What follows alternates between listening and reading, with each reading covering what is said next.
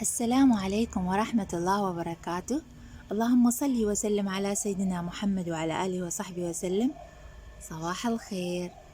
اليوم الفيديو مالتنا والموضوع يتكلم عن تكاثر نبات الجهنمية. وليش الجهنمية بالتحديد؟ لأن هي ينجح تكاثرها بهذا الوقت. طبعا ينجح بشهر الثاني والثالث أيضا بالأقلام، وأنا أنصح بهذين الشهرين تقريبا لجميع الأشجار والزهور الجوري وجميع النباتات اللي تتكاثر من الأقلام. لكن الجهنمية على وجه الخصوص تنشط بشهر التاسع ويكون نموها جميل جدا، ولأن النمو يكون مالها جميل بهذا الشهر والعصارة تسري في عروقها بعد الصيف والحر الشديد، لما نبدأ نقلمها يعني إذا أنت محتاج أقلامها أو بدك تسوي تجربة أو تحب تنطيها لأحد أو تحب تزرعها في مكان عملك، تبدي تجذر هاي الأقلام. طبعا إحنا قلمنا ورشينا مبيد للحديقة، لكن أخذنا بعض الأقلام حتى نزرعها. أهم شي من تزرع أقلام الجهنمية أنه تختار الأقلام تكون بسمك يعني إصبع اليد أو بسمك قلم الرصاص، المهم تكون سميكة. طبعا أنا شلون هم أخذت أقلام يعني حتى سميكة جدا، يعني أريد أجربها. أنا تدرون بي كل مرة أقولكم بالفيديو أنا أحب التجارب، فهذا كل السميك يعني هذا مال يعني خلينا نقول غصن كبير. أول شي من نقطع الغصن ننظفها من الأوراق كامل. شوفوا كل شي ما بي، ورقة واحدة بس حتى شنو أعرف القمة، مو على مود في شي أنا أعرف القمة، لكنه قسم خليت بيه ورقة واحدة مثل هذا وما لعبت بالساق مالته من أسفل، وقسم يعني أنا أحب التجارب، وقسم من الأقلام وخرت اللحاء من الأسفل. شوفوا يعني أريد أسوي عدة تجارب،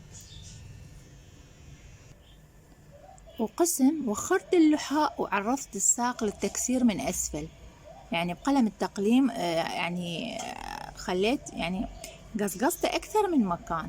شوفوا يعني مرتة شوية خلينا نقول، حتى والله مو لأي سبب، يعني عادي أنا أزرع الأقلام وما شاء الله كلها ناجحة، أزرعها بشكل عادي، قلم أجيبه عادي أقصه وأخلي، بس مجرد إنه أهم شي أوخر الأوراق من عنده. هاي أهم شي، أنا دائما هاي طريقتي الصحيحة. لكن أيضا الإنسان يحب يجرب دائما. شوفوا أنا هاي قلم عادي أجيبه أقصه من أسفل عدل ومن الأعلى هيك يكون، حتى أي ماي أي رطوبة أي تعفن أي شي ما يصير بيه. وأحيانا أخلي على طرف الأعلى شوية طين أسد هاي الفتحة حتى لا يجف القلم. ومرة مرتين جربت أخلي شمع، وبكل الأحوال هو ناجح يعني للأمانة. خليه هيجي، خليه بالورقة، يعني شلون ما تسوي هو ناجح بإذن الله. فشنو أنا دا أشوفكم عدة خياراتها. أول شي بالنسبة للقلم اللي هو أساس خلينا نقول شغلنا. الشي الثاني المهم حتى نقلم الجهنمية هو التربة.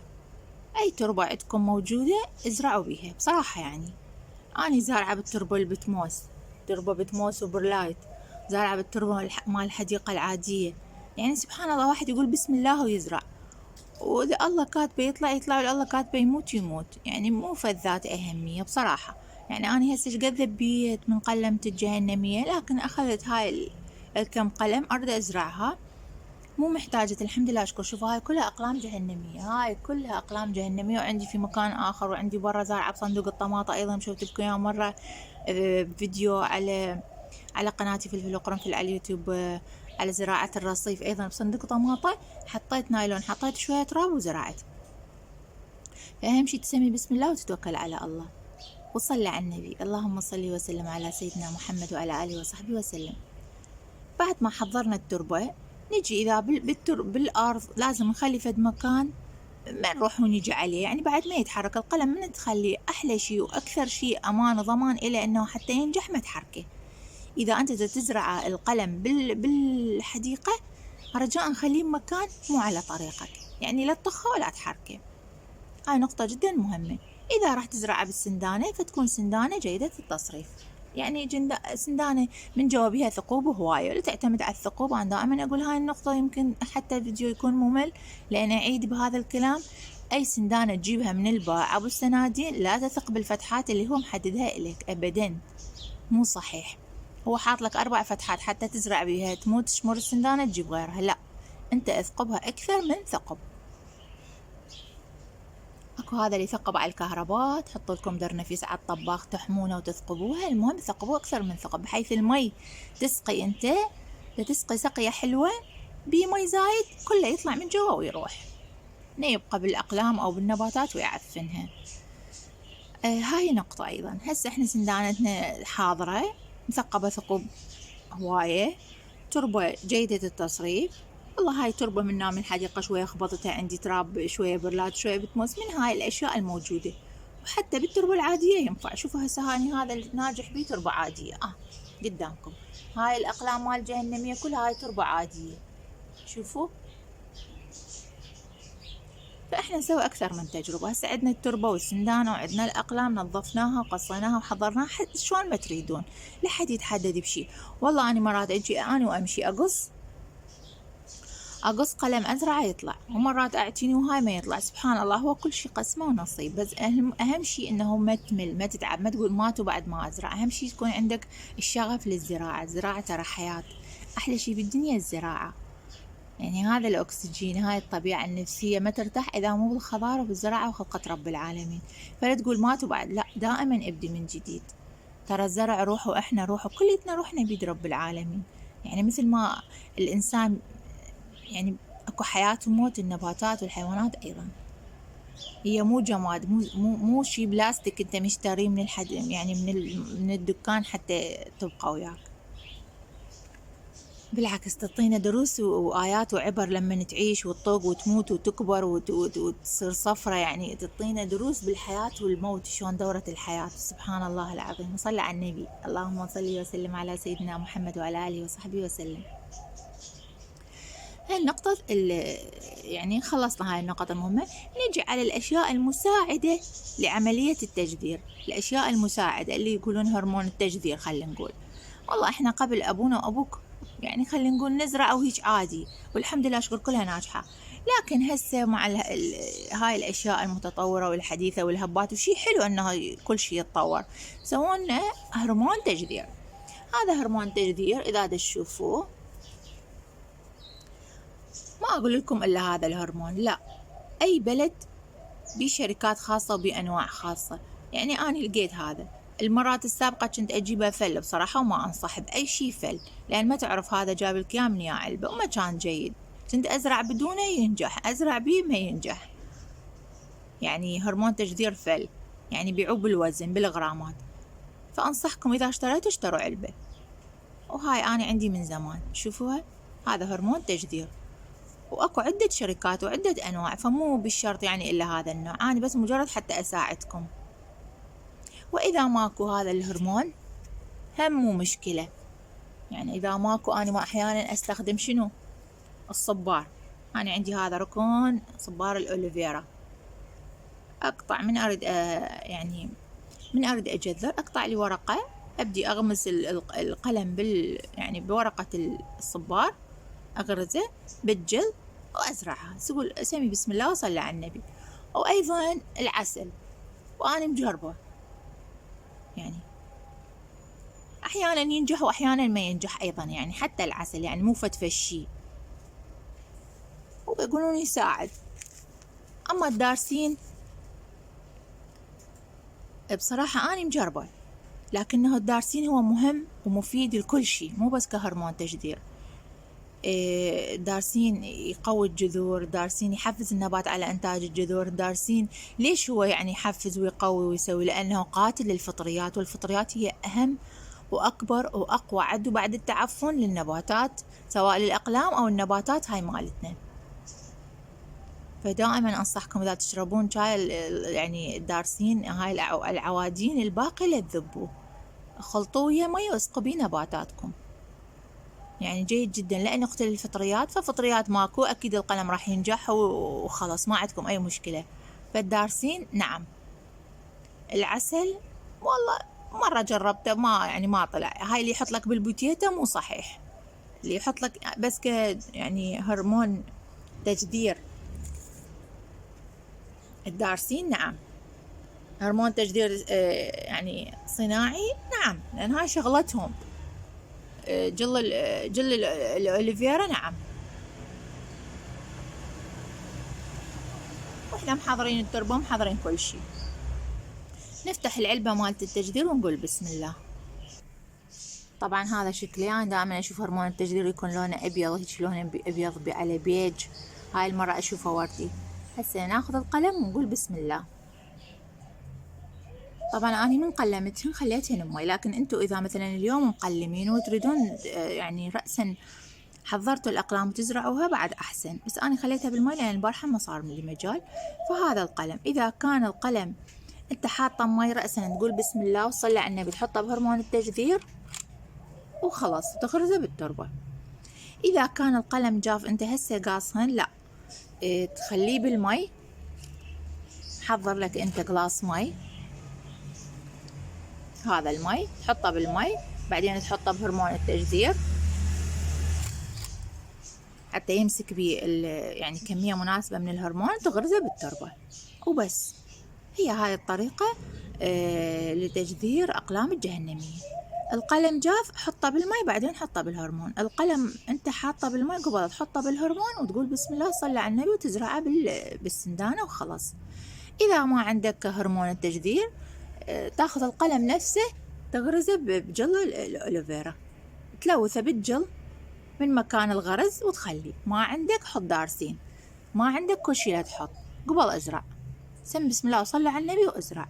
هسه أنا ازرع هاي الاقلام وارجع لكم. صلى على النبي.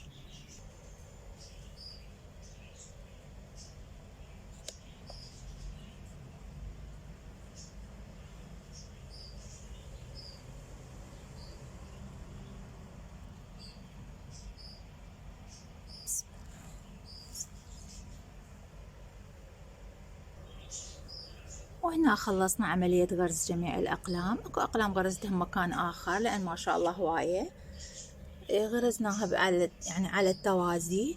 خلينا لكل قلم مجال على مود يعني تنمو له جذور مثل ما تشوفون، ما سوينا ازدحام يعني.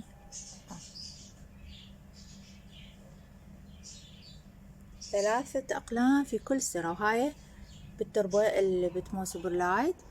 وما استخدمت بصراحة لا العسل ولا الدارسين ولا حتى جل الأوليفيرا. اليوم استخدمت هرمون التجذير فقط.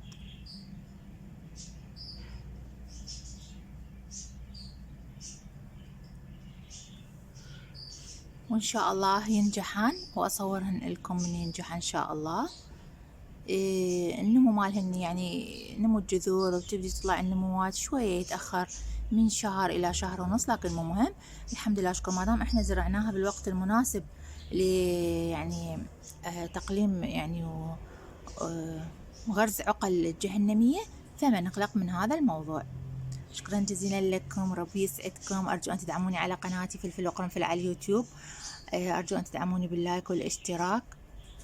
شاركوا هذا الفيديو مع أكبر عدد من أصدقائكم وأهلكم، يمكن يحبون يزرعون لكن ما يعرفون شلون يزرعون.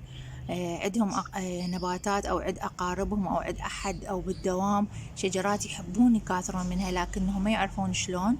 إن شاء الله من يشوفون هذا الفيديو راح يعرفون شلون وراح يستفادون ويتعلمون من هذا الفيديو. فلذلك دائما أقول لكم شاركوا يا أخوان على مود تعمل فائدة للجميع، وحتى هم تدعموني وأستمر وياكم. فشاركوا هذا الفيديو، شاركوا هذا الفيديو مع أكبر عدد من أصدقائكم وأهلكم حتى الجميع يستفاد من هذا الفيديو.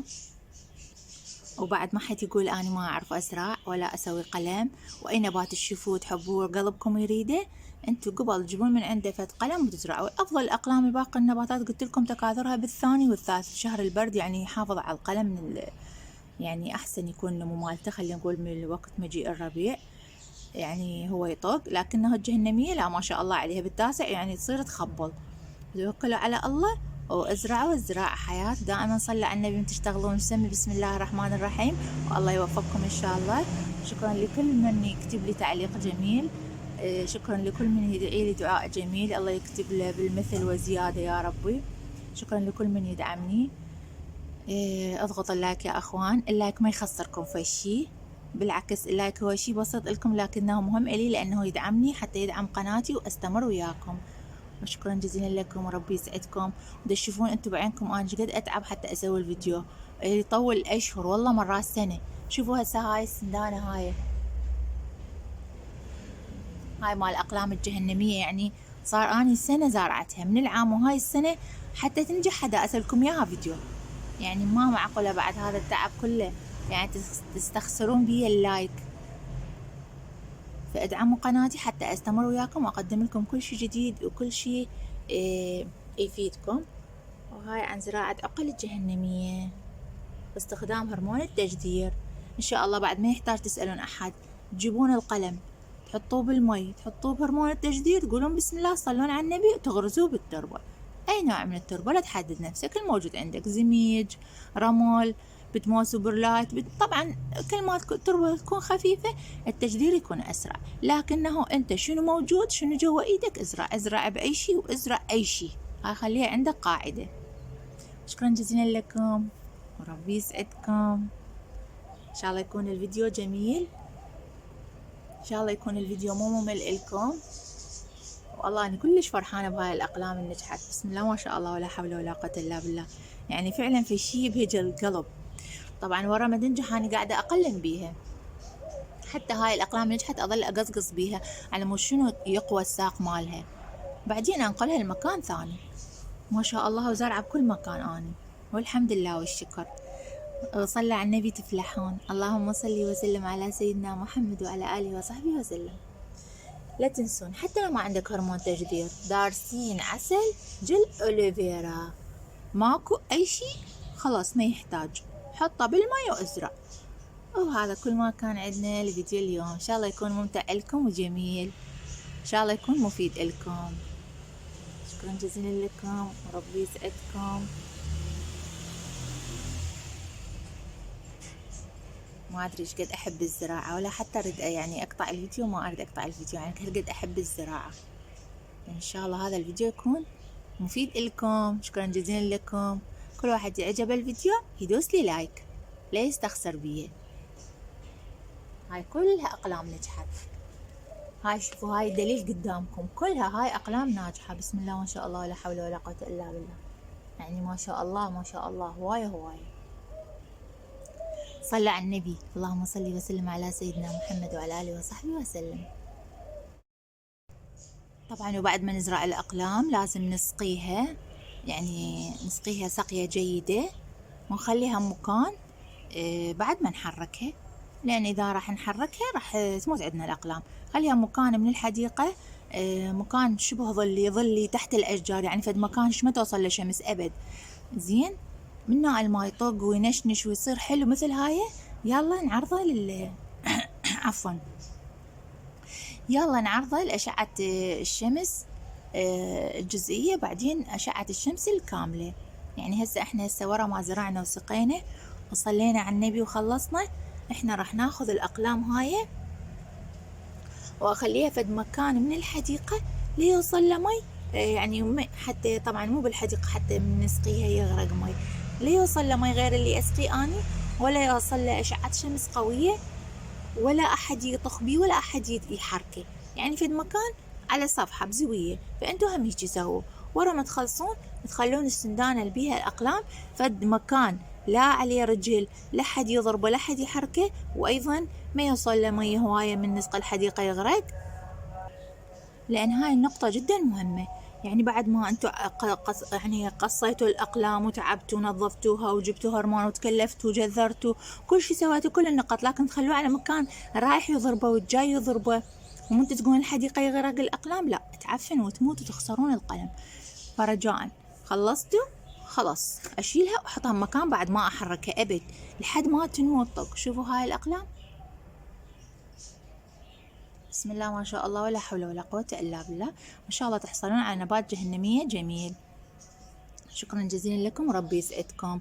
وبعد ما نسقي الماء تجف التربة دائما، ولا نخليها تجف تماما ولا نخليها يعني غرقانة مي طين وتعفن، لا دائما أفحصها، أسقيها كل 3 أيام كل يومين مرة، أجي أتحسسها بيها رطوبة. أول يعني ما تحسوها التربة قامت تفقد الرطوبة مالتها أسقيها، يعني لا أخليها طين ولا أخليها تبس، لأن هاي أقلام ما بيها جذور، فتحتاج للرطوبة، يعني دائما تكون التربة رطبة بس فقط، ما يحتاج حتى تغطوها لأن الجو دافي، مجرد تخلون التربة تترطب وها هي، لا يعني تسقوها سقي غرقانة بالمي 24 ساعة كل ما تجن عليها طين لأن تعفن وتنتهي الأقلام، ولا تخلوها تبس، لأن من تبس يعني لو هسه طلع جذر صغير وتبس يموت الجذر، فدائما حافظوا عليها مترطبة. وشكرا جزيلا لكم وربي يسعدكم، وأي نبات ظهر بالفيديو تحبون أسوي لكم عليه فيديو أنا حاضرة. شكرا جزيلا لكم وربي يسعدكم.